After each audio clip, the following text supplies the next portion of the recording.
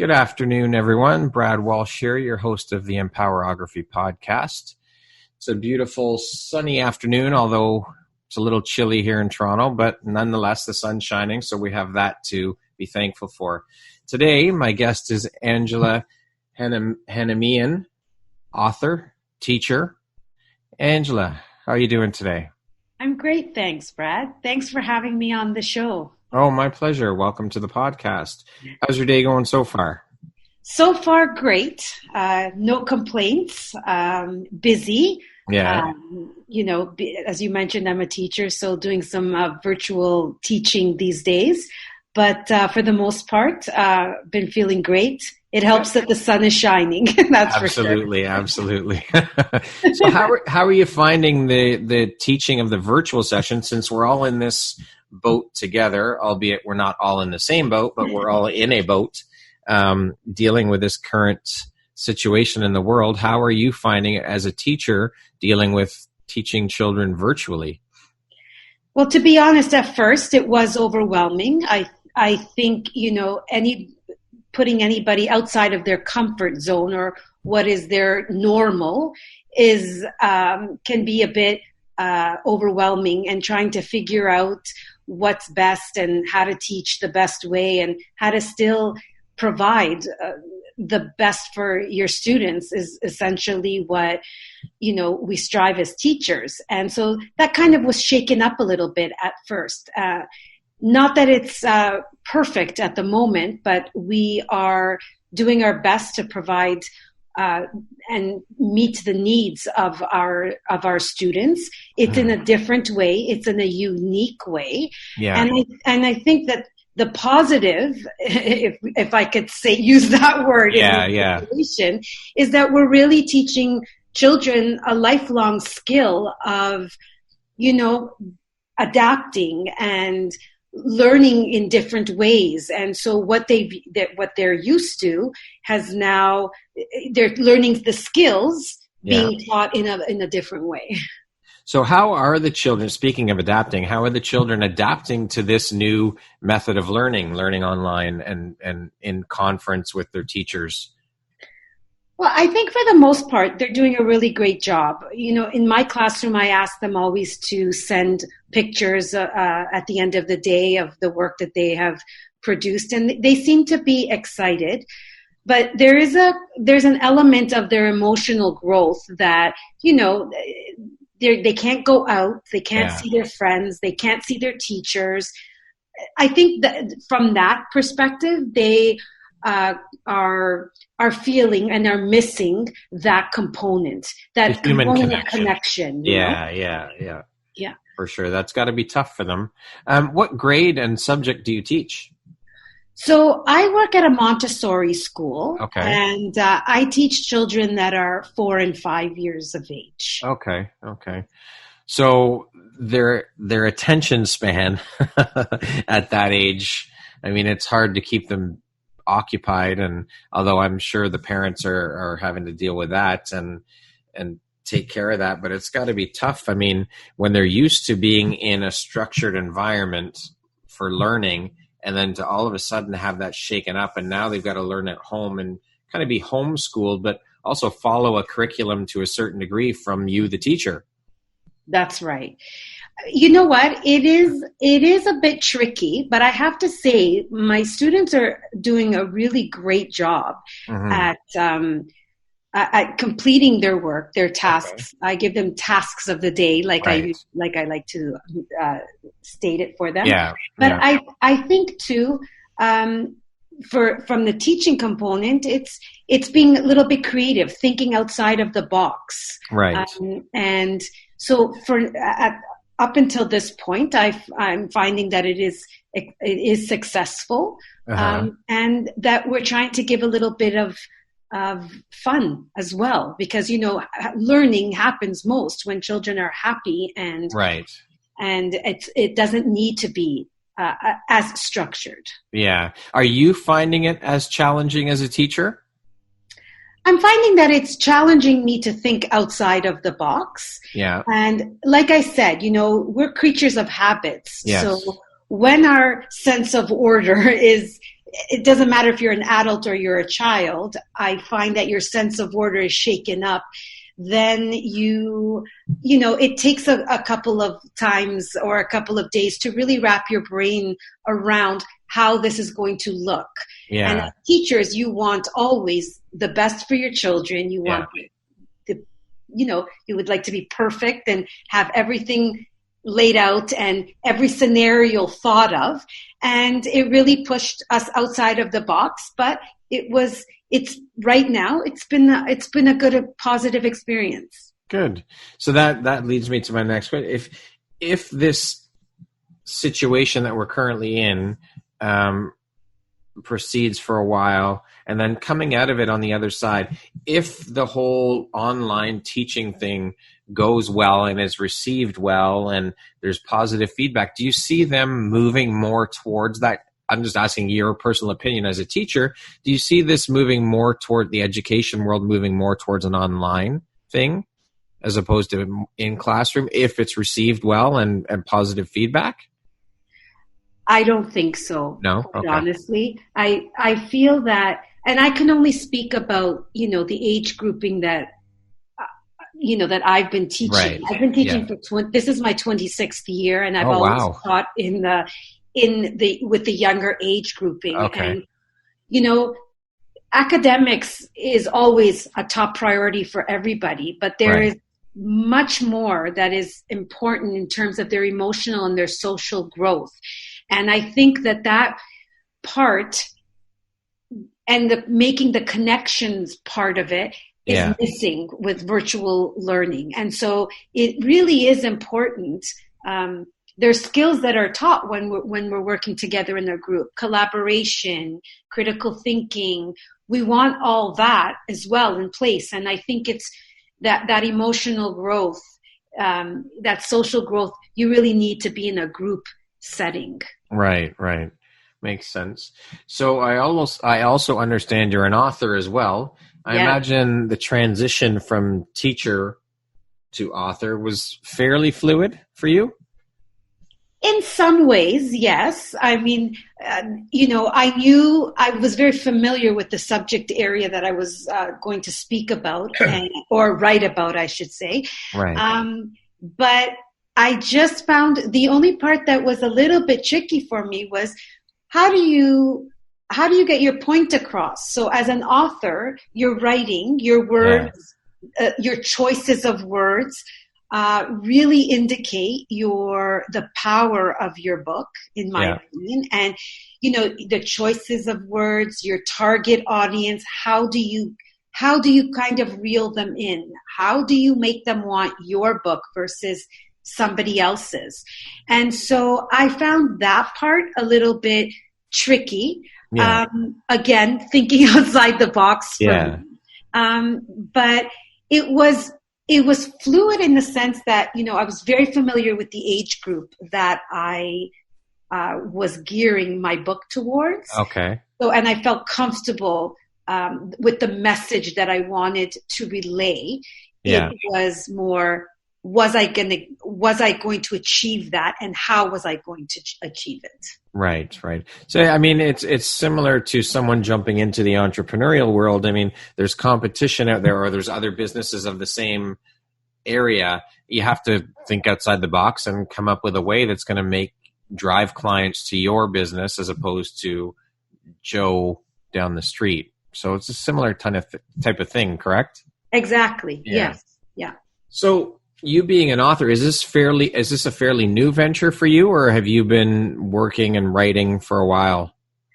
So no, this is actually my first book that I have published. And congratulations. Thank you. Thanks. That's amazing. And interestingly enough, it's always been a goal for me, Brad, to write a book. And for whatever reason, there always seemed to be a reason why I couldn't get to it, or I didn't want to do it, a little bit of fear, it's almost like a roller coaster ride when you're trying to make important decisions in your life. And so I ventured out last summer. I decided, I had set the goal that I was going to write a children's picture book. And so then from there, I wrote the book, and I seeked out some help with my illustrations. I am far from being a good artist. An illustrator? No, that's not for me. And so together with my illustrator, we worked together, sent it to publishing.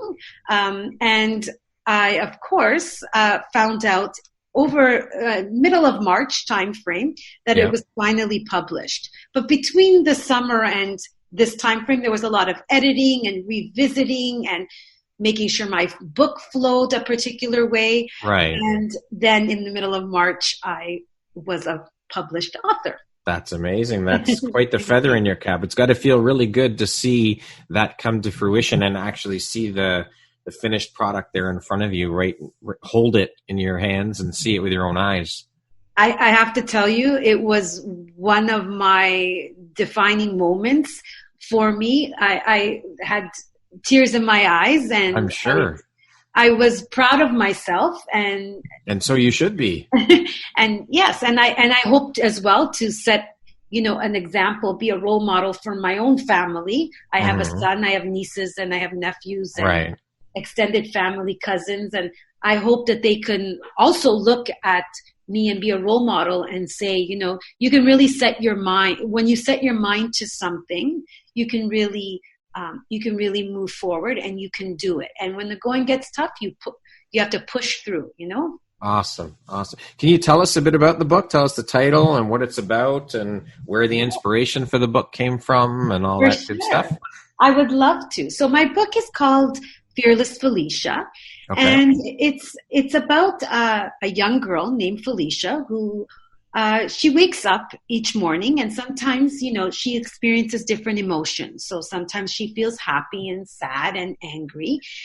And it really is teaching children to understand those emotions, because at a young age, you don't always understand what you're feeling. So really to start paying attention to what those different emotions feel like on the inside. And also kind of learning what that looks like on the outside with facial expressions that you can see all around you. And what is important for children is to identify a good strategy for them, because it's a very unique strategy. Each child requires something very different. Right. And for Felicia, it was finding a special place. Didn't matter where. It could have been in the park. It could be going for a walk. It could be your bedroom. Wherever she chose to find that special place that would help her find that ease, so that she is able to transform any negative feelings into positive ones. And for Felicia, deep breathing was the key. And that kind of was the focal point of of the book. Okay. So, and and this whole story started because I do a lot of these mindfulness activities with students in my classroom. And I do some yoga. I do different activities that go around emotions. Right.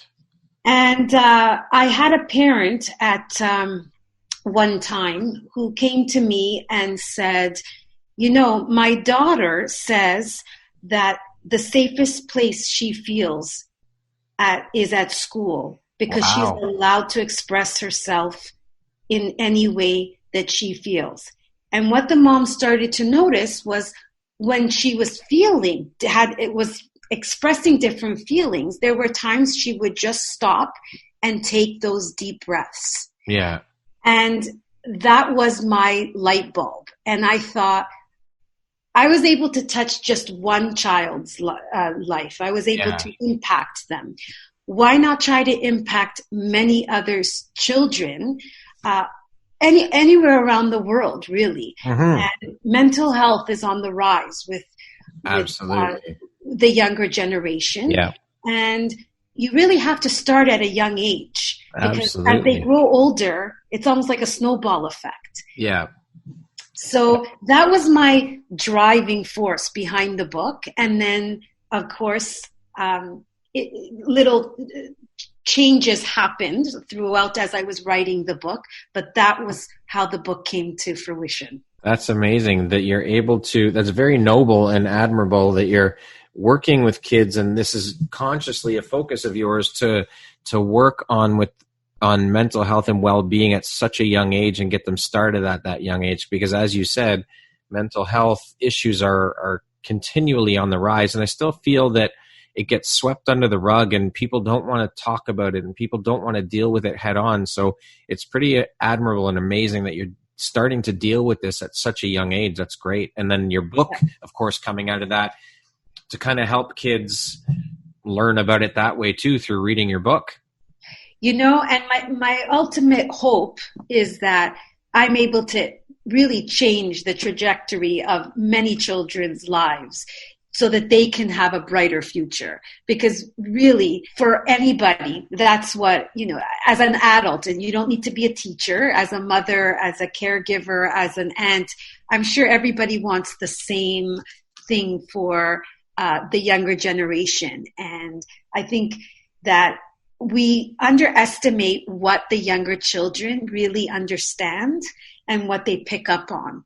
But they are resilient little beings that every single day they teach me something new. And, if they're able to do that, then we should do our little part in helping make a brighter future for them. Do you have plans to continue writing and write more books in that same vein of mental health and well-being? Is that your main focus of your books, you think? I would like to. Yeah. A little secret. I have started a second book. Oh, awesome. A children's book, always. But it's really in the early stages. Okay. And but yes, it's around, again, mental health, the importance of mental health. Right. And, giving children other ways or strategies of, building their confidence, resilience, and positivity. That's awesome, because that also carries on through life. I mean, if you start embedding those values and that well-being train of thought and mental health, and it carries through into their elder years, their teenage years, and young adult, and then, of course, into adults. So that's amazing that you're starting them so early, and you're on your second book already. That's great. I hope that is another goal. It's important. What you just said, Brad, is so important, because, when we teach in the school system, we always scaffold their learning, right? All the academics, every new concept is taught like by scaffolding from the previous skill that you've taught with math, with language. But nobody really thinks about that when it comes time to their emotional well-being. And they underestimate the value of these life skills that we think. I know I was raised, in a time period where, they're too young, you can teach them later, they don't really understand. But these, I can speak to 4 and 5-year-olds because that is my niche area of teaching. They understand, and the connections that they make are very impressive. So why not start early and then scaffold that kind of learning? Absolutely. So that when they become teenagers, they completely know, or at least have some of the skills that will at least help them understand why they're feeling a particular way, And give them the tools to deal with it. I think that train of thought is very narrow-minded, that they're too young. And no, kids are a lot smarter than we give them credit for, I think, on the whole. If you speak to them on a level that they understand, they'll get it. Exactly. So why wouldn't you start at a very young age? And hopefully by starting at such a young age, you prevent anything like that coming into their lives, or at least give them the tools that they know how to deal with it when it does. That's right. That's the key, giving them the tools. Brian. Yeah. That's right. So could you tell me about a specific time when you knew you had to be an author? That, you know what? I don't know if there was a specific time, but I think that what pushed me over was the situation with that student of mine. Okay. Where I just said, I have to do this. It was always a goal. Like since I became a mom, that was 20 years ago, almost 20 years ago, I became a mom. Yeah. And, I wanted to try something different. I wanted to, impact the world in some particular way. Yeah. But there was something always unanswered. I wasn't sure what I wanted to do, how I wanted to do it. But then that moment when I impacted that child so positively, that's when I knew I wanted to write a book. And that's when I knew I could share my knowledge and spread the word. Amazing. So I guess it was a 20-year process. Hey, that's okay. At least you can say you got there and you actually did it. There are so many people in life that say, I want to do this, I want to do that. And they never get around to doing it, or they look back and 10, 15, 20 years later say, shit, I wish I had done that when I said I was going to do it, or when I wanted to do it. So good for you. You should be very proud of yourself for doing it. Well, thank you. Thank you. I appreciate that. So speaking of books and all of that, how hard or easy is it to get books published? I mean, did you have this picture in your mind of, this will be no problem. I'll write the book, I'll get it published, and bang, we're done. Was it what you expected? You know what? I actually had no idea, to be quite honest, until last summer when I started researching, because I started researching some publishing companies. Who did I want to go with? And there's a whole slew of them.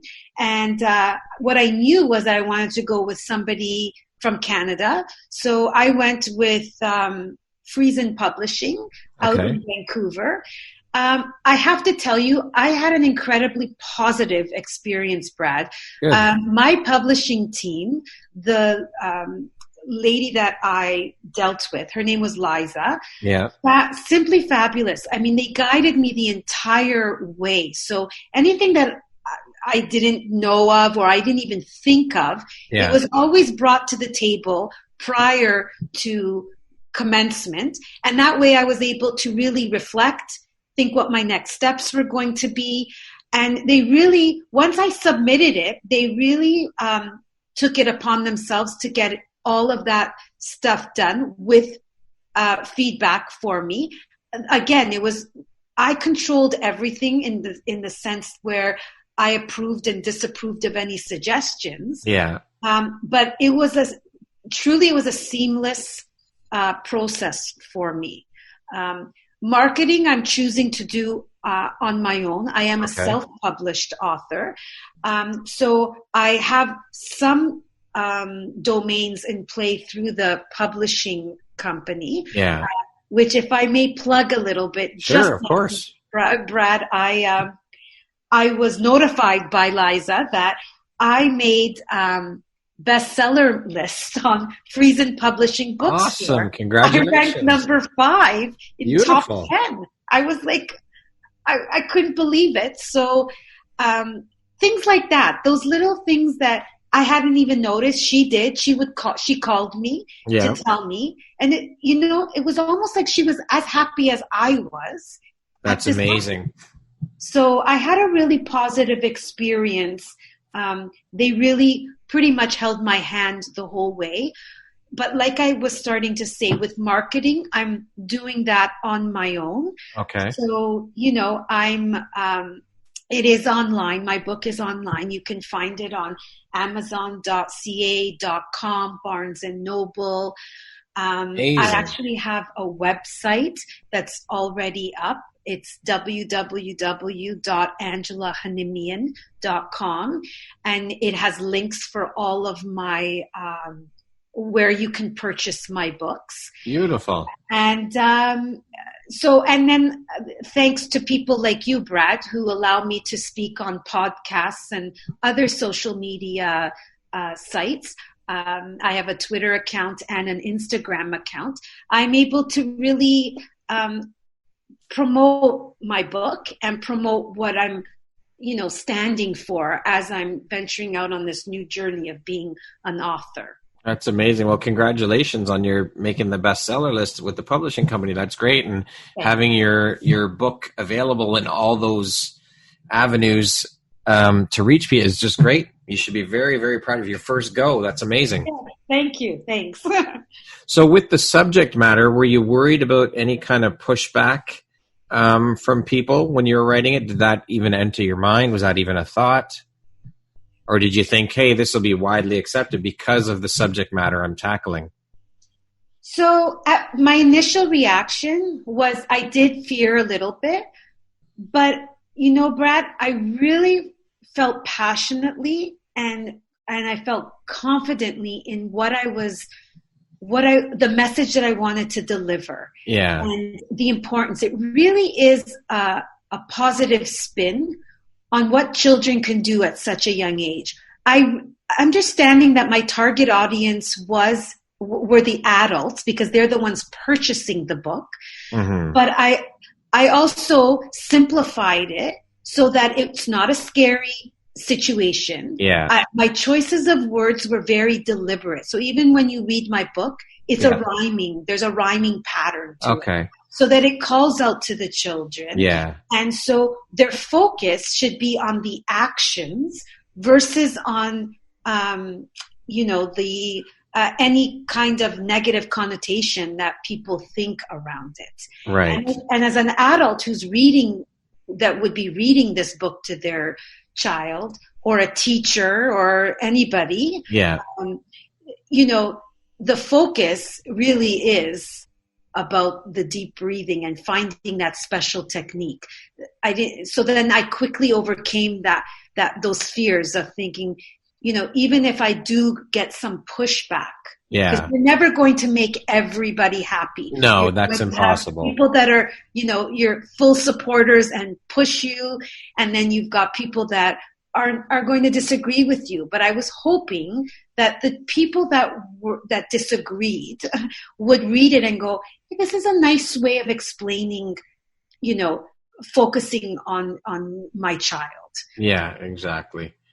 Yes. So what did you give up to get where you are today? What did you have to sacrifice? I mean, being a teacher, being a mother, being an author, what did you have to sacrifice to get where you are today?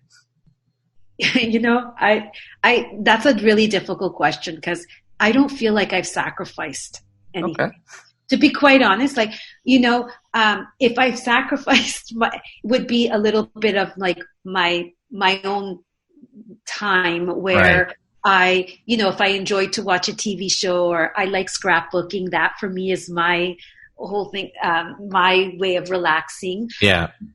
But I don't consider that a sacrifice, you see, because I really wrote about something that I'm passionate about, Brad. And when you do something that's full of passion and really a desire to really want to reach other people, it's hard to look at it as a sacrifice because I'm really happy that I've done this. Well, it's like work. They say if you find a job that you love, it's not really work. So similar kind of thing, right? Exactly. You enjoy doing it, so it doesn't seem like work. Exactly.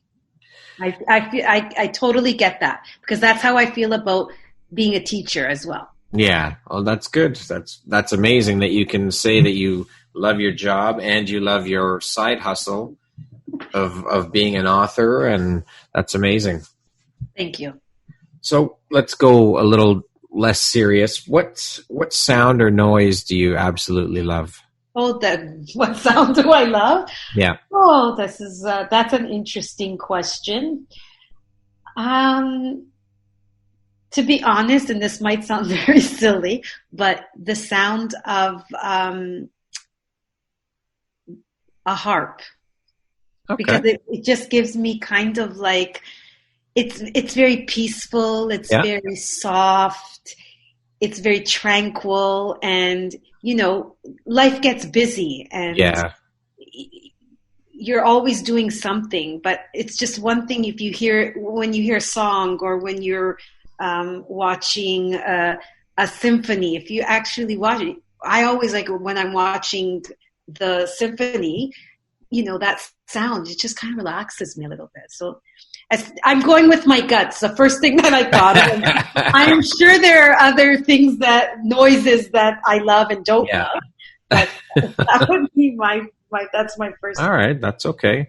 We have to take the time to slow down and I mean, enjoy and see the things in life that matter. And I think all of this that's going on in the world today has allowed us exactly that.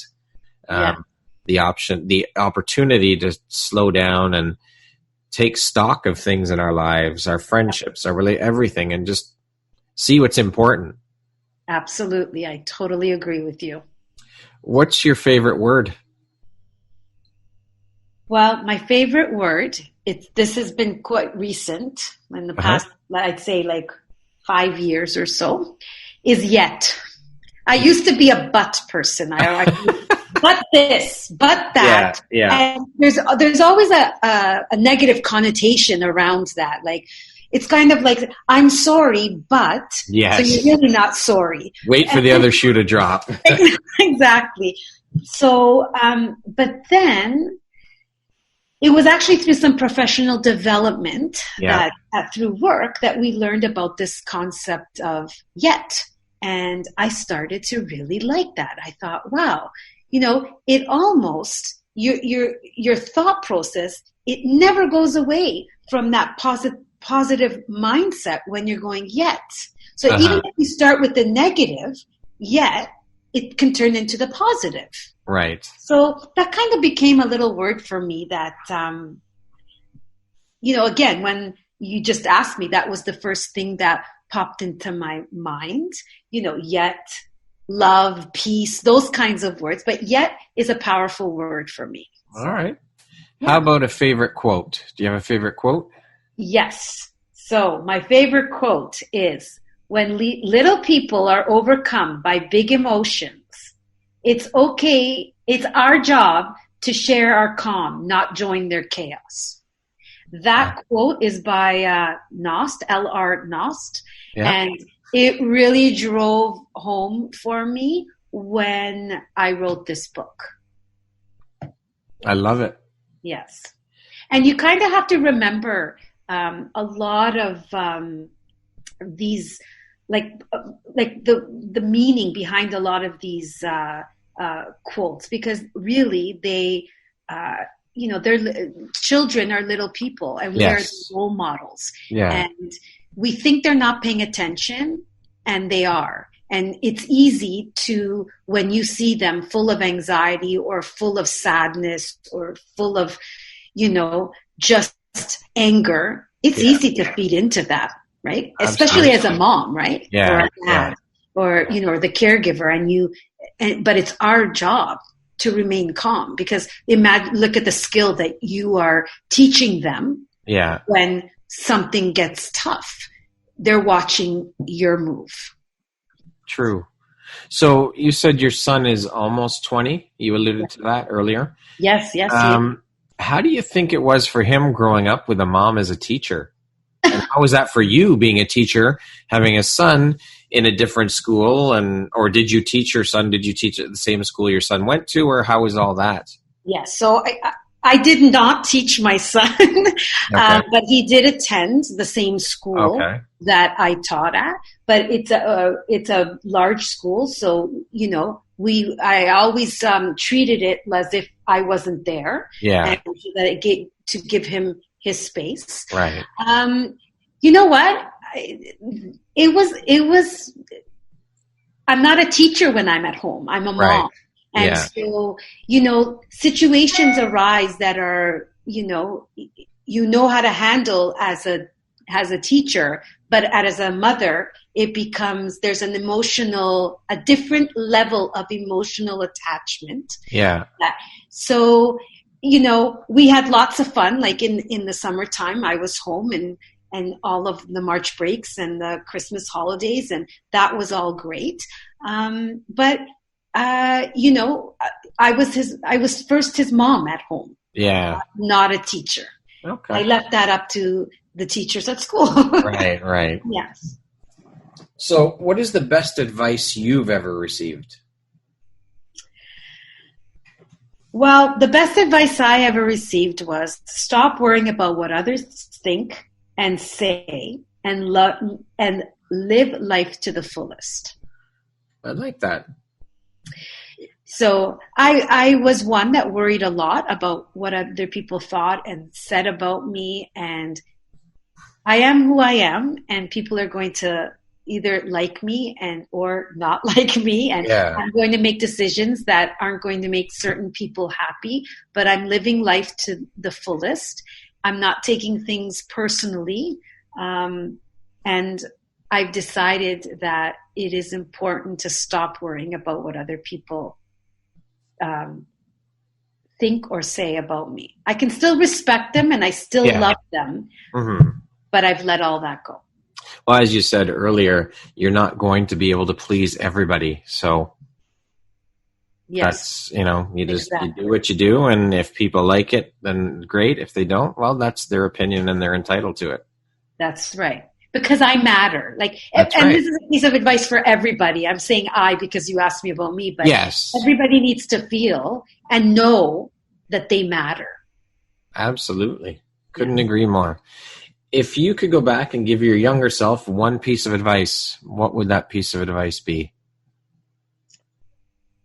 Oh, it's kind of on the same lines as the other one. Stop worrying about what other people think and say. And I think for me that is the greatest thing because, my younger self did worry a lot about that. And to know, to be confident and to be compassionate, to be a good person. It's pretty simple, isn't it? Yeah. Well, thank you very much for sharing your insights and your thoughts and your opinions on the podcast today. My name is Brad Walsh, host of the Empowerography Podcast. My guest today was Angela Hanimyan, author, school teacher. And I just want to say congratulations on getting your first book published. That's got to be such an incredible feeling. You should be very proud of yourself. Thank you so much, Brad. I had a wonderful time on the podcast, and thank you for the opportunity. It is much appreciated. My pleasure. It was great to have you on as a guest. And again, thank you for sharing with us your story and your journey. We appreciate it. Great. Thanks again. Have a wonderful afternoon, Angela. Thank you. You too. Okay. Oh, maybe we can have you back on once your second book is done. Oh, I would love that. Let's keep we can talk about that. And I have no problems with that. Amazing. Thank you, Angela. Have a great day. Thanks. You too. Okay. Bye-bye. Bye-bye.